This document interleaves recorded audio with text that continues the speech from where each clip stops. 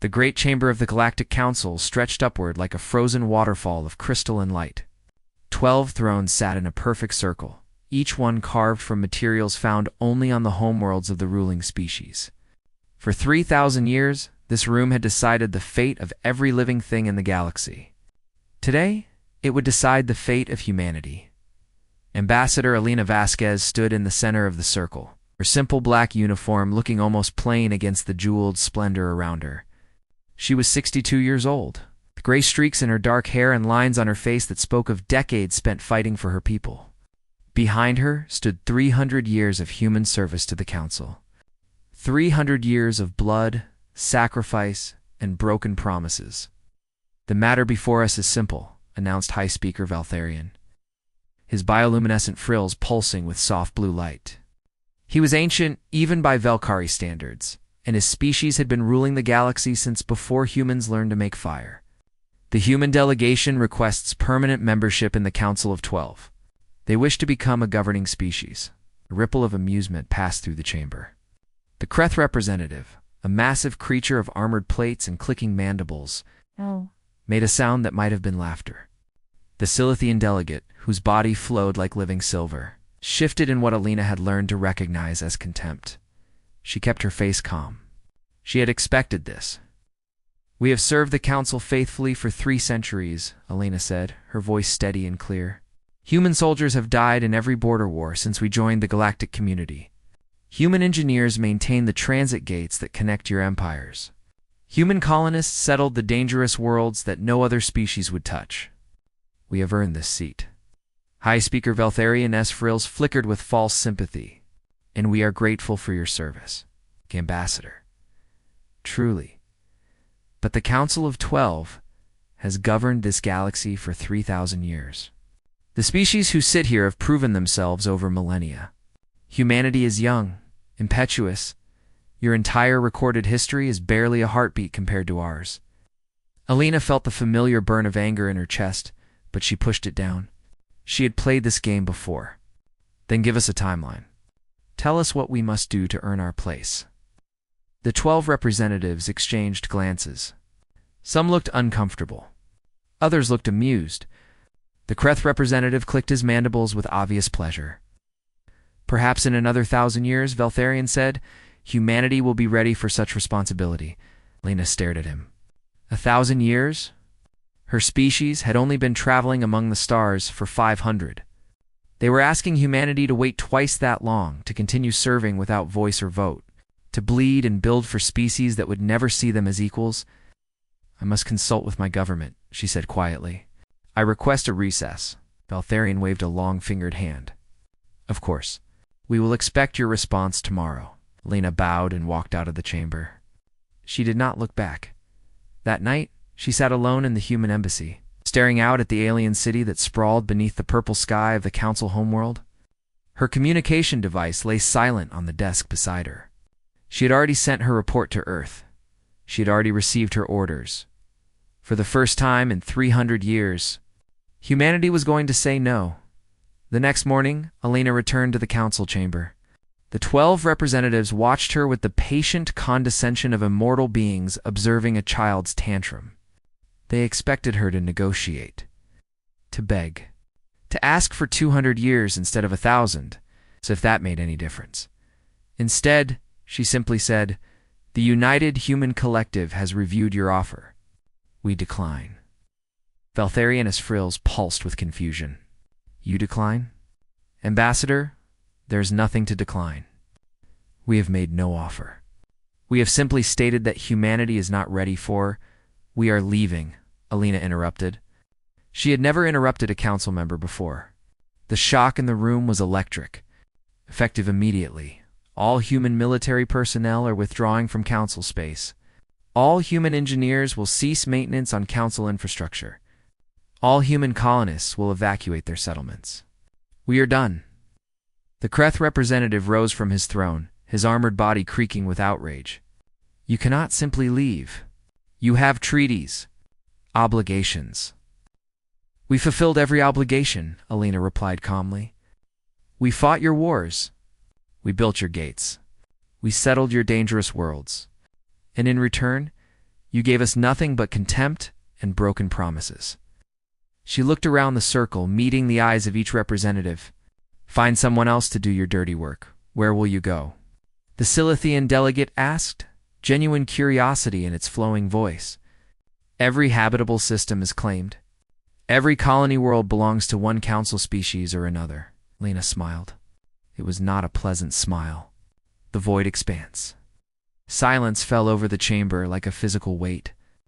The void expanse was the galaxy's graveyard, a region of dead stars and impossible spatial anomalies that had swallowed every expedition sent to explore it. Ancient species had lost entire fleets trying to chart its depths. Modern civilizations had simply learned to stay away. "That is suicide," Valtharion said softly. "The void expanse has killed millions." "Then you have nothing to worry about," Elena replied. "We will trouble you no more." She turned and walked out of the chamber for the last time. Within 72 hours, the great exodus began.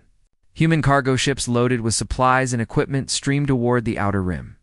Military frigates fell into formation around vulnerable transports. Colony ships, some of them barely spaceworthy, joined the convoy. Research stations that had orbited council worlds for decades packed up their equipment and followed. The council watched in disbelief. They had expected protests, negotiations, perhaps a small faction of radicals attempting to cause trouble. Instead, they watched humanity disappear. 20 billion people, 47 colony worlds, 300 years of history, all of it flowing toward the darkness at the edge of the galaxy. Ambassador Elena Vasquez stood on the bridge of the colony ship New Hope, watching the stars of council space grow smaller behind them. Around her, the bridge crew worked in tense silence. Ahead of them lay nothing but the unknown. "Do you think they will come after us?" Harade asked quietly. Elena shook her head. "They will assume we are dead within a year. They will forget about us within a decade." She paused, watching the first dark clouds of the void expanse appear on the view screen. "And that is exactly what we are counting on." The New Hope accelerated into the darkness, and humanity vanished from the galaxy that had never wanted them. Behind them, the council returned to its comfortable routines, confident that the human problem had solved itself. They did not know that they had just made the greatest mistake in galactic history.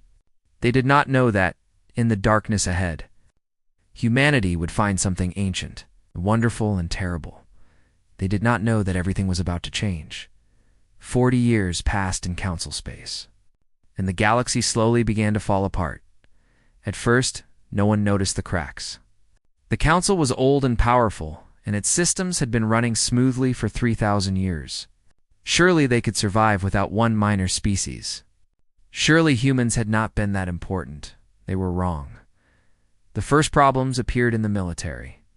Human soldiers had always been the ones willing to serve on the dangerous frontier, to fight in the ugly little wars that kept the Kreth hegemony from expanding too aggressively. Without them, the frontier grew quiet for a few years. Then it grew dangerous. Kreth raiders began testing the borders, striking at isolated outposts and fleeing before council reinforcements could arrive.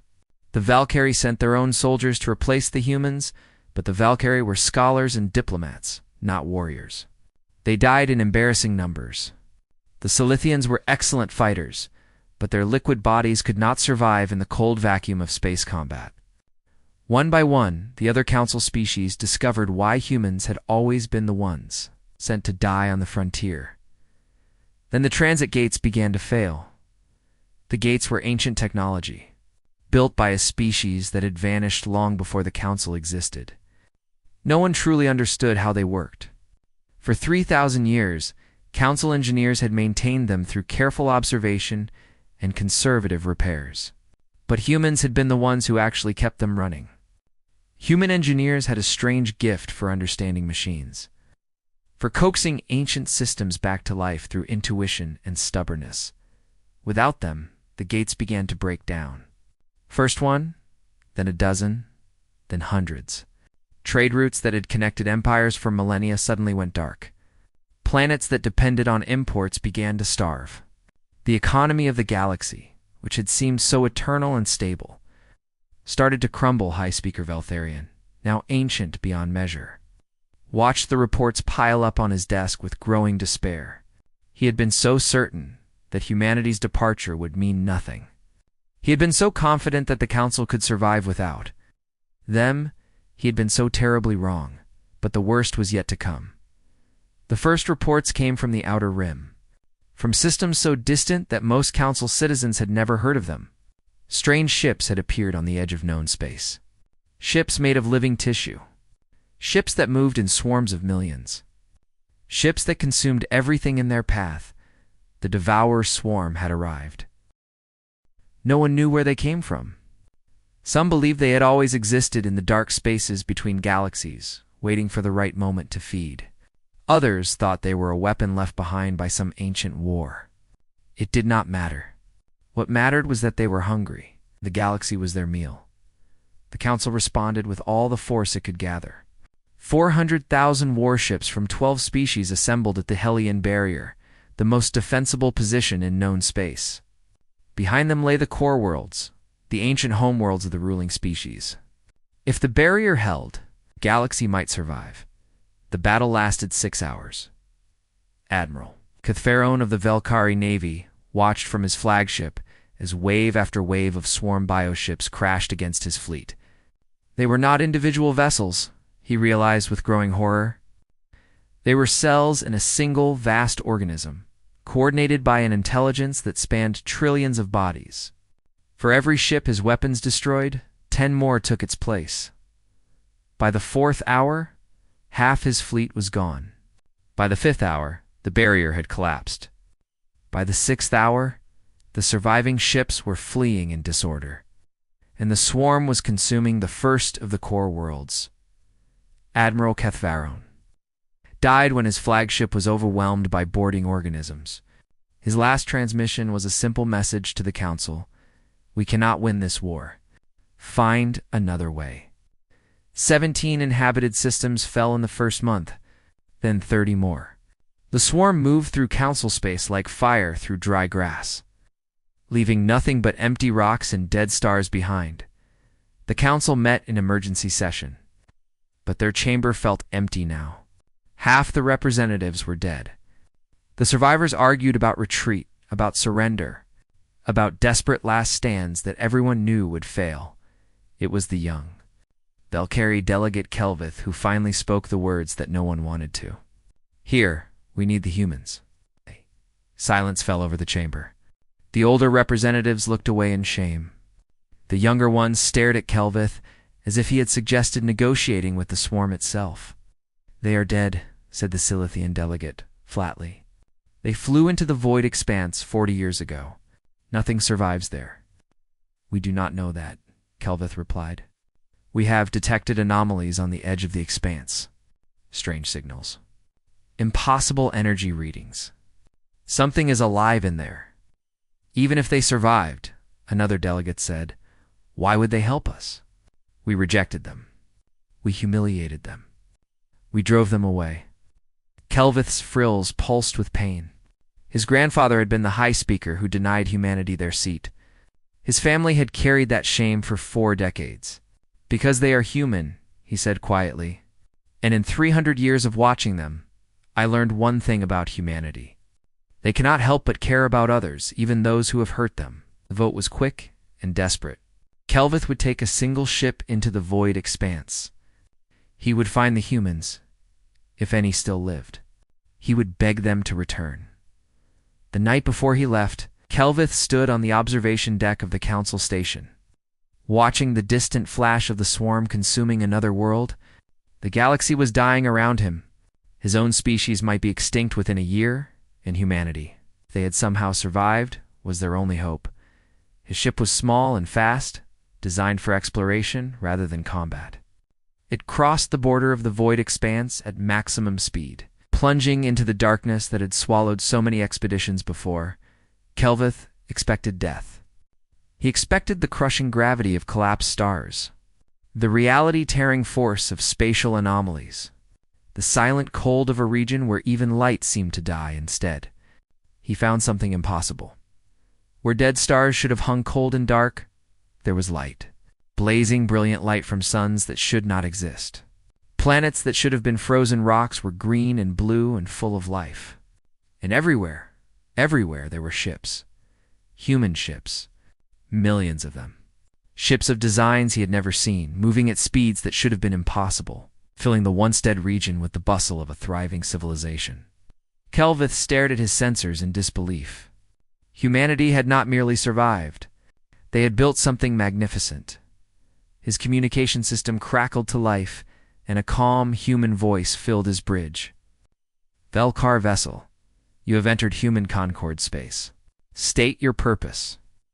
Kelvith took a deep breath. The fate of the galaxy rested on what he said next.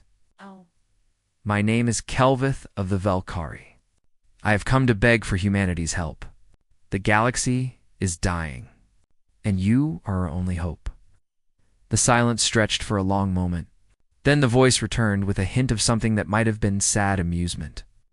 "Follow the navigation beacon. Someone will meet with you shortly." The beacon appeared on his screen, guiding him deeper into the impossible light. Behind him, the galaxy burned. Ahead of him lay the only chance of salvation. Kelvith followed the light and prayed that humanity had not forgotten how to forgive. The planet beneath Kelvith's ship was impossible. It should not exist. According to every map in Council archives, this region of space contained nothing but a dead star and the frozen rocks that orbited it. Instead, he saw a world covered in forests and oceans and cities that sparkled like diamonds in the light of a sun that had somehow been reborn. His escort vessels, sleek, elegant ships that moved through space with a grace that made Council technology look clumsy, guided him down through the atmosphere. As he descended, he saw more details. Fields of crops stretching to the horizon, rivers that flowed with clear blue water, children playing in parks while their parents watched from nearby benches. Humanity had not just survived, they had built paradise. The landing platform was simple and clean. Made of some white material that seemed to glow faintly in the afternoon light, a small group of humans waited for him there. Dressed in practical clothing that reminded Kelvith of the workers and engineers he had known in Council space. But there was something different about them. A calmness, a quiet confidence that seemed to radiate from every gesture. An older woman stepped forward as Kelvith descended from his ship. Her hair was white, her face lined with age, but her eyes were sharp and clear. "Welcome to New Geneva," she said, in perfect Velkari, without any translation device. "My name is Director Sarah Chen. I will take you to meet the Concord Council." Kelvith bowed in the formal Velkari manner. "I am honored. And I must say, I am astonished. We believed this region was death itself. How did you survive?" Sarah smiled, a gentle expression that held decades of memory. "The void expanse was never what you thought it was. Come, we have much to discuss. And I imagine you have many questions." She led him through the city, and Kelvith found himself staring like a child at everything he saw. The buildings were tall and graceful, but they did not look like they had been built. They looked like they had grown, their walls smooth and organic. Trees lined every street, their leaves rustling in a warm breeze that smelled of flowers and clean water. "How many humans live here now?" he asked, in the Concord. "About 40 billion spread across 237 worlds." Sarah glanced at his shocked expression and smiled again. "We had time, and we learned things out here that the Council never imagined." "What things?" Sarah paused at a crosswalk, waiting for a group of children to pass. They laughed and waved at Kelvith, apparently unfazed by the sight of an alien in their city. "The void expanse was not empty," Sarah said quietly. "It was not dead. It was sleeping. The spatial anomalies that killed your expeditions were not random accidents. They were guardians. Protectors of something ancient and wonderful that had been waiting for someone brave enough to say hello." Kelvith felt a chill run down his spine. What was waiting? You will see. The Concord Council met in a building that looked more like a garden than a government center. Flowering vines covered the walls, and a stream ran through the middle of the main chamber, its soft burbling creating a peaceful background noise. Around a simple wooden table sat 12 humans, representing the different regions of their new civilization. At the head of the table, sat a man who looked barely 40. With dark hair going gray at the temples and eyes that held a depth Kelvith had only seen in the most ancient Velkari elders. But according to council records, this man should have been over 80 years old. "Ambassador Kelvith," the man said, rising to greet him. "I am Marcus Chen, Director General of the Human Concord.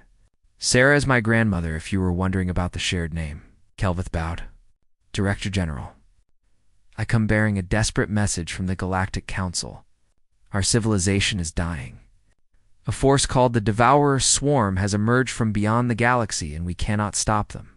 17 systems have already fallen. We need your help." Marcus nodded slowly, his expression unreadable. "We know about the swarm. We have been watching them for some time." "Then you know that the galaxy is doomed without intervention?" "Yes." Kelvith waited for more, but Marcus simply sat back in his chair and studied him with those impossibly deep eyes. The silence stretched on. "Will you help us?" Kelvith finally asked. "I know we have no right to ask. I know what the council did to you. My own grandfather was the one who denied your people their seat. But there are billions of innocent people who had nothing to do with those decisions. Children who do not deserve to be consumed by monsters." Marcus exchanged glances with the other council members. Something passed between them, some communication that Kelvith could not follow. "Let me show you something," Marcus said. He stood and walked to the stream that ran through the chamber. "Come here." Kelvith joined him at the water's edge. Marcus knelt and dipped his hand into the stream. The water began to glow with soft golden light, and shapes formed in its surface, images of stars and planets, ships and structures. "When we first entered the void expanse, we were desperate and afraid," Marcus said. "We had burned every bridge behind us. We had nowhere else to go. So we kept pushing forward into regions that should have killed us." The images shifted, showing human ships navigating through terrifying fields of twisted space. "The anomalies attacked us at first. We lost ships. We lost people. But we noticed something strange. The attacks were not random. They were tests. Something was watching us, evaluating us." More images. Humans reaching out to strange patterns of light and energy. "It took us 10 years to learn how to communicate with them. The Void Dwellers, we call them now. They are not like any life form the Council has ever encountered. They exist in the spaces between dimensions, in the fabric of reality itself. They have been here since before the first stars were born." Kelvith stared at the glowing images in disbelief. "They are alive." "The anomalies. More than alive, they are intelligent, ancient, and very, very powerful." Marcus looked up at him. "They were waiting for someone who would treat them as friends rather than obstacles to be conquered. Someone curious enough to try to understand them rather than just using them. We were the first species in galactic history to pass their test, and in return, they shared their knowledge with us. They helped us reignite dead stars. They taught us to heal broken worlds. They showed us secrets of space and time that the Council's scientists cannot even imagine." Marcus stood, water dripping from his fingers. "The Void Dwellers are our allies now, our friends, and they are very unhappy about what the swarm is doing to the galaxy." Kelvith's mind raced with the implications. "You could have returned at any time. You could have demanded revenge. With power like this, you could have conquered the entire Council." Marcus smiled, and for a moment Kelvith saw something of the stubborn determination that had driven humanity to walk into the darkness rather than accept humiliation. "We thought about it," Marcus admitted. "In the early years, there were many who wanted to go back and make the Council pay for what they did to us. But we realized something as we built our new civilization. Revenge would have made us exactly what the Council always believed. We were violent, impulsive, unable to rise above our primitive nature." He walked back to the table and sat down heavily. "We wanted to prove them wrong.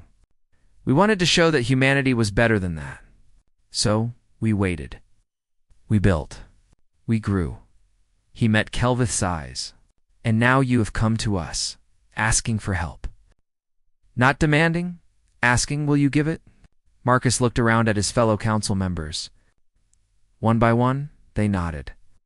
"Yes," he said, "we will help. Not because you deserve it.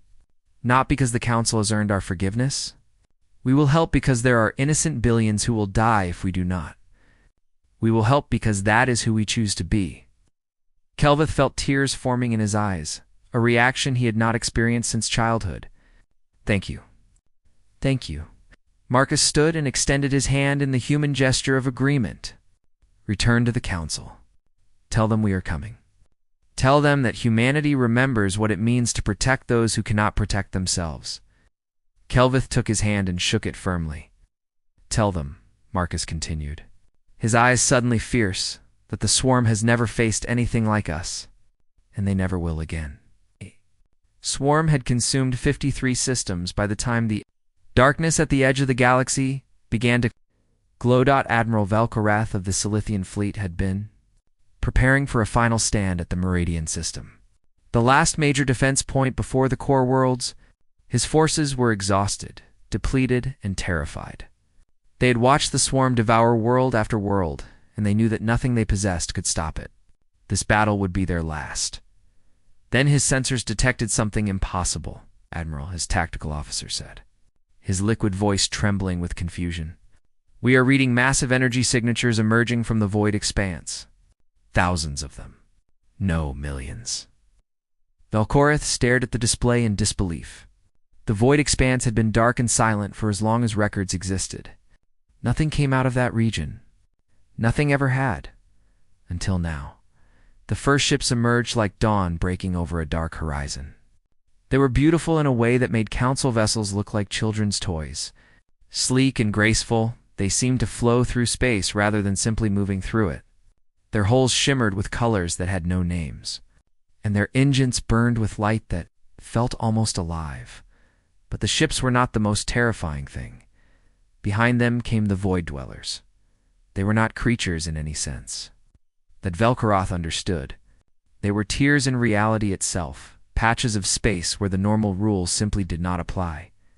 Some looked like geometric shapes that hurt to observe directly. Others resembled storms of pure light that flickered between dimensions. Still others were simply absences. Gaps in existence where something should have been, but was not. And they moved with the human fleet like wolves running alongside hunters. The communication channels exploded with overlapping transmissions. Council ships were reporting the impossible readings, demanding explanations, panicking at the sight of the alien reinforcements. Then a calm human voice cut through the chaos. "This is Director General Marcus Chen of the Human Concord to all Council forces. We are here to help. Fall back to secondary positions and allow us to engage the swarm directly. Do not fire on our allied entities. They are friends." Velkorath felt something he had not experienced in months of desperate fighting. "Hope.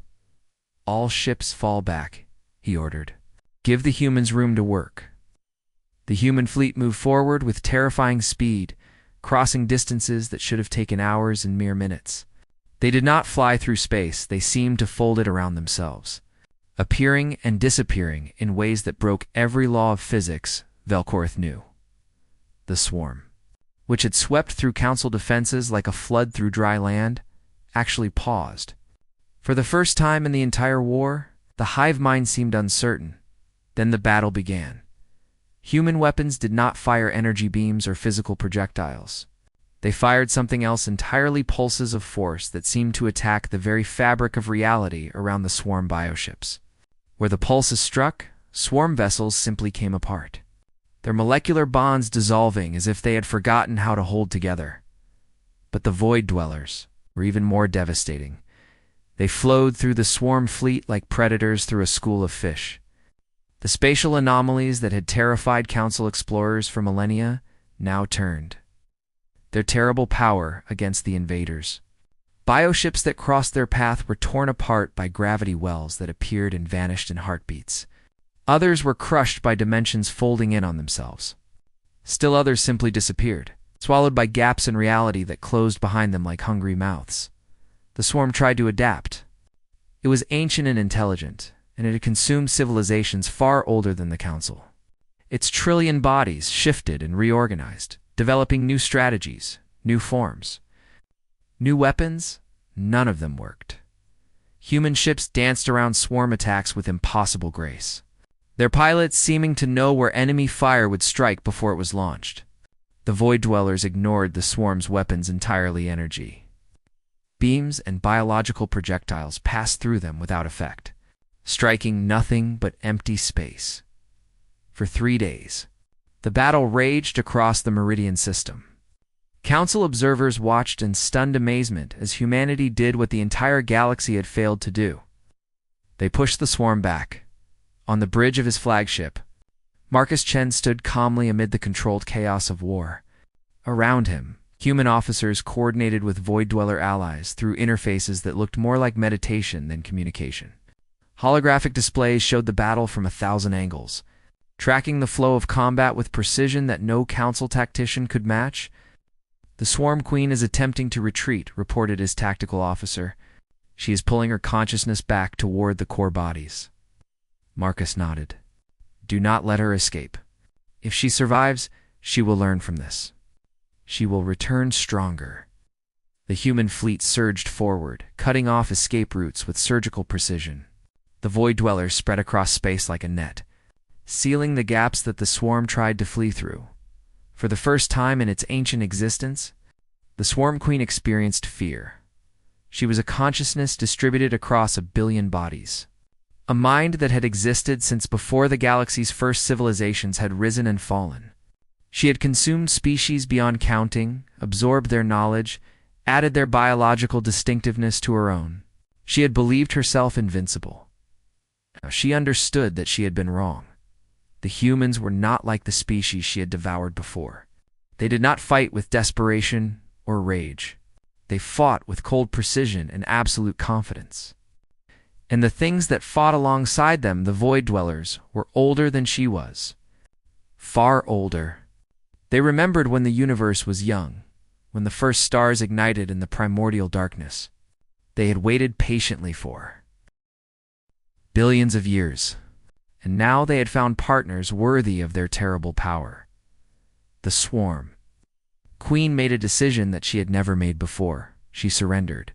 The transmission went out across all frequencies, in all languages, to every corner of the galaxy. The Swarm Queen, the ancient horror that had threatened to consume all life, was asking for terms. Marcus Chen received the message with no visible emotion. He had expected this. The Void Dwellers had told him that the swarm was not truly evil-lit, was simply hungry. A biological imperative taken to cosmic extremes. Given another option, it might choose differently.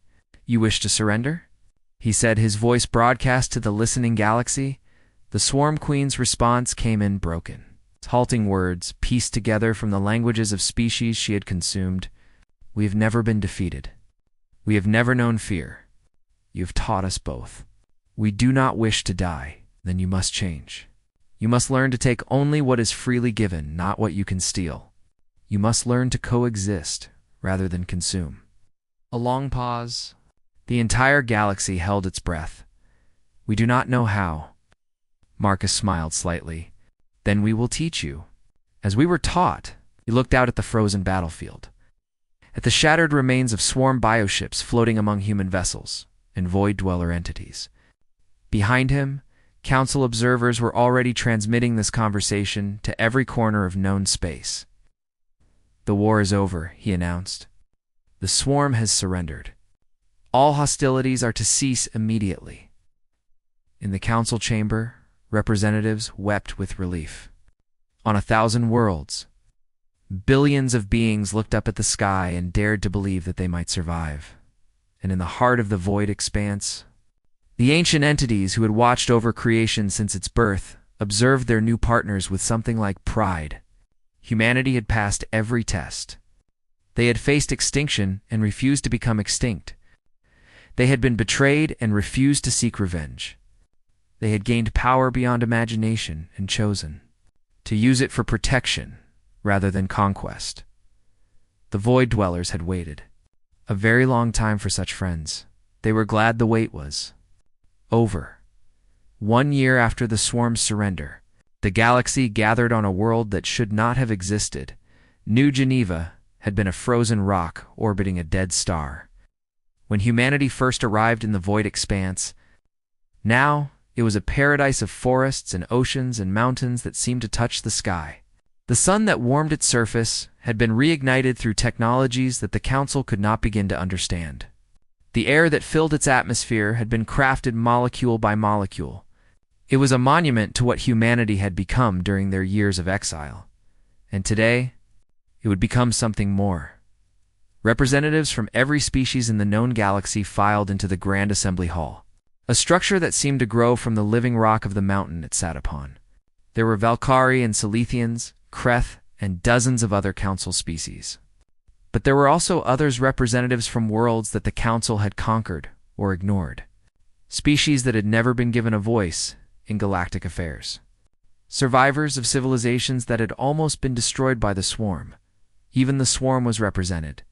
A small delegation of beings that had once been mindless drones now walked with careful, uncertain steps among their former prey. They were learning slowly what it meant to be individuals rather than cells in a cosmic monster. The hall was vast. It's designed to hold thousands of delegates, but it did not feel cold or impersonal. Gardens grew between the seating areas. Streams ran through channels carved into the floor. Light filtered through crystal skylights in colors that seemed to shift with the mood of the room. At the center of it all stood a simple podium, and behind it sat 12 empty chairs. The old Council of 12 had dissolved in the aftermath of the Swarm War. Its members had been too humiliated, too discredited, to continue leading. The systems they had failed to protect demanded change. The species they had neglected demanded justice. Humanity could have claimed leadership. They had the power, the technology, the alliance with the Void Dwellers. No one in the galaxy could have stopped them from simply taking control. Instead, it proposed something unprecedented. Director General Marcus Chen walked to the podium with slow, measured steps. He was older now, his hair fully gray, his face lined with the weight of years and decisions.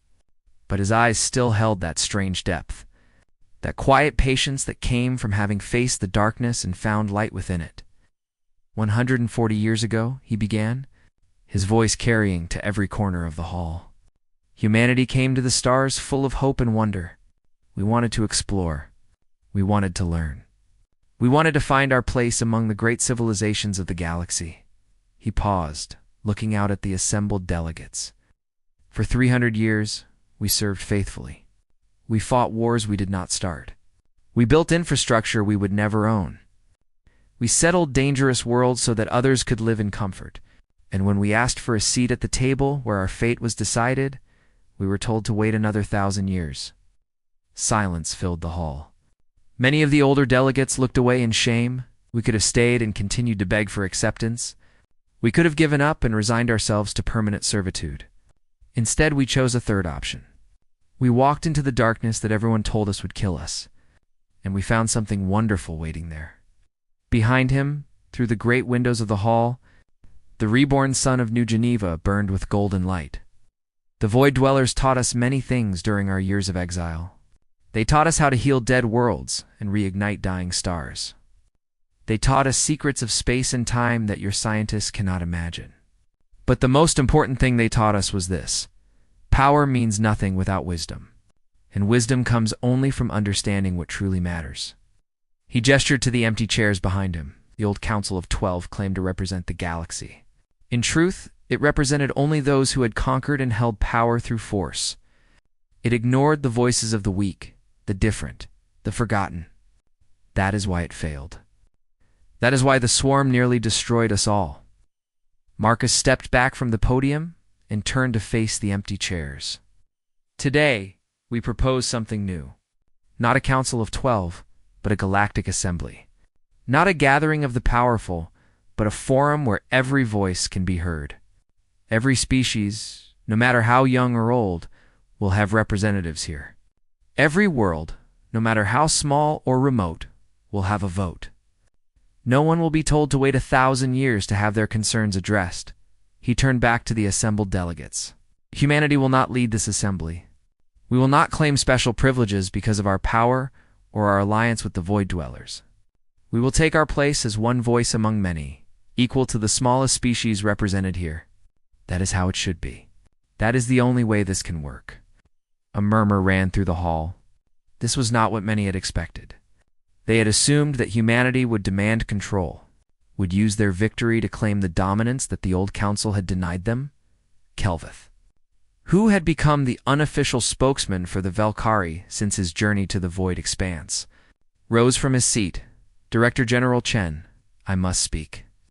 Marcus nodded. The floor recognizes Ambassador Kelvith. Kelvith walked to the front of the hall, his frills pulsing with emotion. He was much older now, and his steps were slower, but his voice was strong and clear. 41 years ago, my grandfather stood in the council chamber and denied humanity its rightful place. He told your ambassador that your species was too young, too impetuous, too primitive to be trusted with power. He was wrong. He was terribly, shamefully wrong. Kelvith turned to face the assembly. I have seen what humanity built in the darkness that we assumed would kill them. I have walked through their gardens and their cities. I have watched them show mercy to enemies that we would have exterminated without thought, and I have seen them refuse the revenge that they had every right to take. His voice trembled. The Valkyrie are an ancient species. We have watched civilizations rise and fall for 3,000 years. We believed that wisdom came with age, that time alone could teach the lessons that matter. But humanity has shown us that we were wrong. You have shown that wisdom comes not from years lived, but from choices made, and you have chosen better than we ever did. He bowed deeply. In the most formal gesture of respect his species possessed, on behalf of the Valkyrie people, I ask your forgiveness for the wrongs we have done you, and I pledge that we will support this galactic assembly with everything we have.